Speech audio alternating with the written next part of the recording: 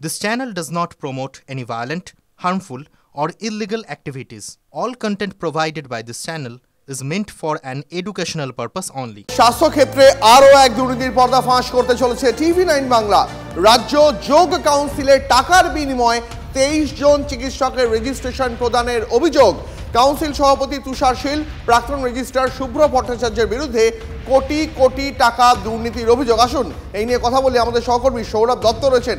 সৌরভ, এবার রাজ্য যোগ কাউন্সিল, সেখানেও এত বড় কোটি টাকা দুর্নীতি, রাজ্যে কোথাও একটা স্বাস্থ্যক্ষেত্রে কোটি টাকা দুর্নীতিটা কি খুব জলভাত হয়ে গেছে সৌরভ?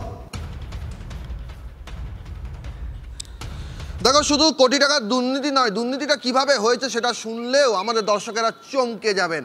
2021 সালে একটা বিজ্ঞপ্তি প্রকাশ হয়, 272 জনের পরীক্ষা নেওয়ার কথা বলা হয় যোগ চিকিৎসককে হিসেবে, যাদেরকে রেজিস্ট্রেশন দেওয়া হবে।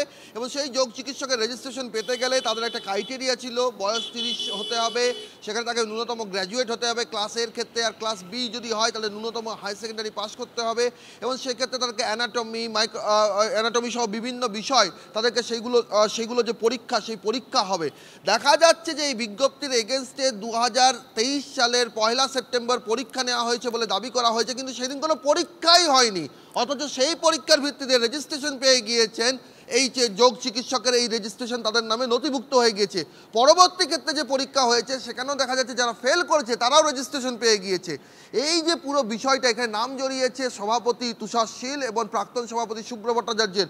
সভাপতি বলছেন তিনি কিছু জানেন না, যা করেছেন রেজিস্টার করেছেন প্রাক্তন রেজিস্ট্রার শুভ্র ভট্টাচার্য করেছেন। আর প্রাক্তন রেজিস্ট্রার শুভ্র ভট্টাচার্য বলেছেন সব দায় হচ্ছেন সভাপতি, তিনিই যা করার করেছেন। কিন্তু কেউই এটা অস্বীকার করতে পারছেন না যে দুর্নীতি হয়েছে, সেটা কিন্তু দুজনেই স্বীকার করছেন। আর এখানেই প্রশ্ন উঠছে যে স্বাস্থ্য ভবনের নাকের ডগায় কিভাবে বারবার একের পর এক দুর্নীতির অভিযোগ সামনে আসছে। তিলোত্তমা কাণ্ডের পরেও কি তারা কি কোনো শিক্ষা নেননি?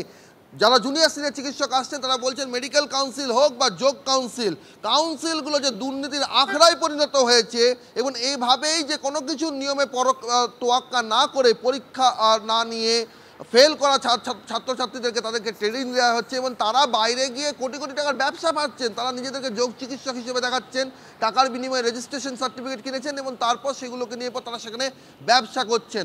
ফলে এই পুরো স্ট্রাকচারে কিন্তু যে বিষয়টা সামনে আসছে, স্বাস্থ্য ভবনের ভূমিকাও কিন্তু আতস্কার। একদম সৌরভ, এদিকে আমাদের নজর থাকবে, এদিকে আমাদের নজর তো রাখতেই হচ্ছে। তবে এই যোগ কাউন্সিল তার সভাপতি তিনি দায় ঠেলছেন রেজিস্ট্রারের দিকে, রেজিস্ট্রার তিনি দায় ঠেলছেন সভাপতির দিকে। কি বলছেন তুষার শীল, শোনাই আপনাদের।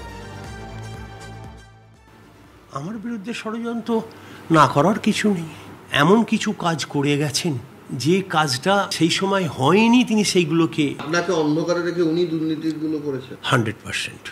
প্রত্যেকের আরো 20 জনের সম্পর্কে হোক, সেই 20 জন নিয়েও আমার আপত্তি আছে। সেই আপত্তিটা আমি অলরেডি চিঠি দিয়ে বর্তমান রেজিস্ট্রারকে জানিয়েও দিয়েছি। একদম আমার নামে ডকুমেন্টেশন করুন।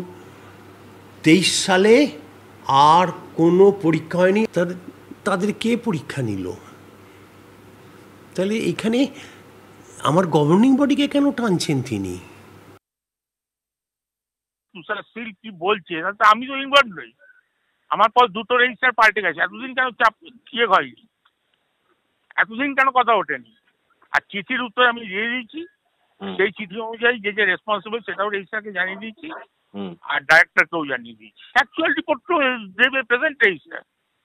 আমি বসেছি তার সঙ্গে, আমি চিঠিও দিয়েছি তার সঙ্গে। আমি তুষার শীলের সঙ্গে বসবো না, কারণ আমি এখনো পর্যন্ত গভর্নমেন্ট অফিসার, আমার কিছু আছে, আমার কিছু নীতি আছে, ওই জন্য আমি বলবো না। যা বলার, I am being appointed by governor of West Bengal, talk to my boss principal secretary Nigam sir.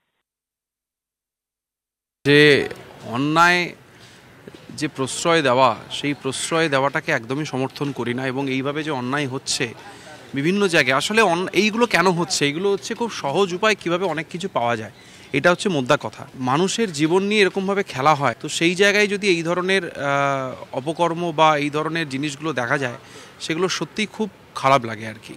তো আমার মনে হয় যদি স্বাস্থ্য দপ্তর এটা তদন্ত করে তাহলে তদন্ত হোক। রাজ্য যোগ কাউন্সিলের অন্দরের এই দুর্নীতি দেখে সরব চিকিৎসক মঞ্চের নেতারাও। সব মিলিয়ে পরিস্থিতিটা হচ্ছে এরকমই যে একেবারেই শাসক দল তাদের যে প্রশ্রয় এবং মদতে থেকে তারা দুর্নীতির আখড়া হিসেবে সমস্ত কাউন্সিলগুলিকে বেছে নিয়েছেন এবং যখন দেখছেন তারা কোথাও বিপাকে পড়ছেন তখন দোষটাকে ওর ঘাড়ে সে তার ঘাড়ে চাপিয়ে নিজেরা বাঁচতে চাইছেন। এটা খুব হতাশার একটা পরিস্থিতি।